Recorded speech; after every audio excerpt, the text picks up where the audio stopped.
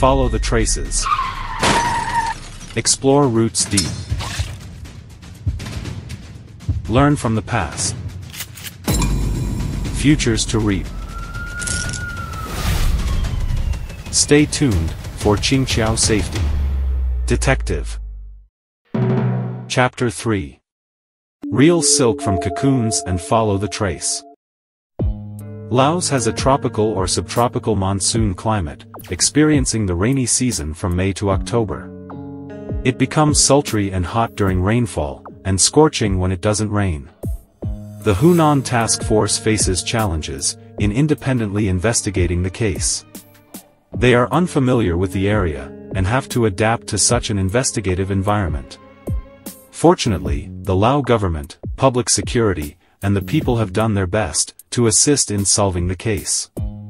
Additionally, the Ministry of Public Security and the Hunan Provincial Public Security Department have provided strong technical and information support. After continuous efforts by the police from both countries, and through reasoning and analysis, the police finally became aware of some details. First of all, the villa where Hu Liang lives is not far from Vientiane International Airport. Because it is a high-end residence, the occupancy rate in the villa area is not high. There are vacant houses opposite, and the surrounding environment is relatively quiet.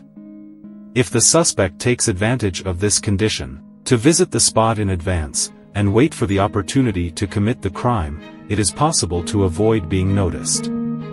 Secondly, the distance between the villas is wide enough for large and small cars to pass, and there are usually few pedestrians. The two suspicious men, discovered by the Lao police in the early stage, have become the only targets that can be traced and searched.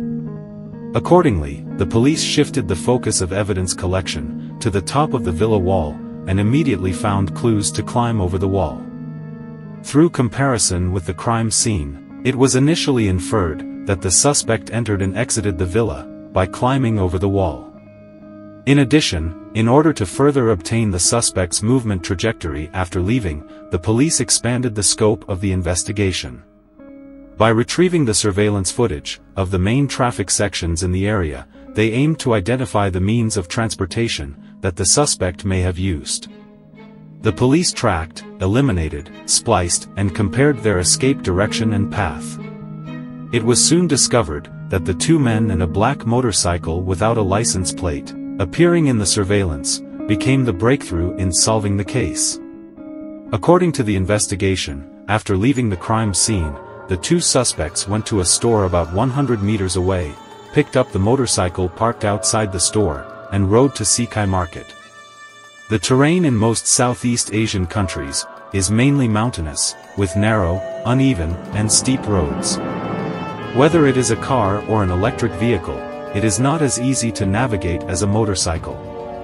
Therefore, Laos, like Thailand, Vietnam, Malaysia, and other countries, relies heavily on motorcycles as the primary means of transportation. Consequently, motorcycle management in Laos is very strict, requiring individuals to possess complete licenses before hitting the road.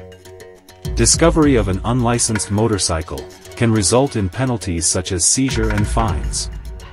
However, the motorcycle used by the suspects to commit the crime was not only a second-hand vehicle, but also had its license plate broken off. This made it impossible to evade detection under the strict traffic management system.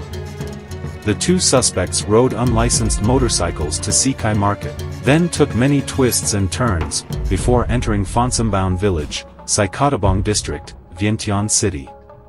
Subsequently, the two abandoned their motorcycles in an open space next to a residence and fled.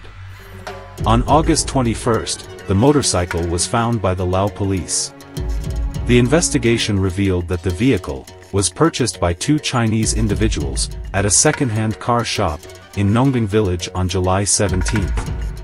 Following the clues, the police located the Chinese chef who had introduced the two suspects to buy the vehicle. Through the Chinese chef, they continued to trace the leads, and identified a Chinese waiter who had been emotionally entangled with one of the suspects. At this point, the police have identified the suspect's identity information as natives of Hunan, China. The police from both countries intensified the investigation, and found that the suspect had left Laos, and returned to China. The investigation process is proceeding at a rapid pace. On August 29, Hunan police arrested the two men, who fled in Shaodong County and Xinqiao County. After investigation, the two men were Guoxiang, 44, and Lin Changyu, 34, who were the direct murderers of Hu Liang. Based on the confession, Hunan police captured the third suspect involved, Li Rongchuan, in the province the next day. During the confession process, the suspects was evasive about their relationship with Hu Liang, and their confessions were also inconsistent, deepening the police's suspicion of their motive for committing the crime. It was learned that there was no grievance between these three people and the victim Hu Liang, but they went to great lengths to plan the murder, even scheming for as long as a year. What kind of cruel truth is hidden behind this? In other words, who is the person who truly wanted to kill Hu Liang? Please stay tuned for the next issue, Detective of Xinqiao Safety.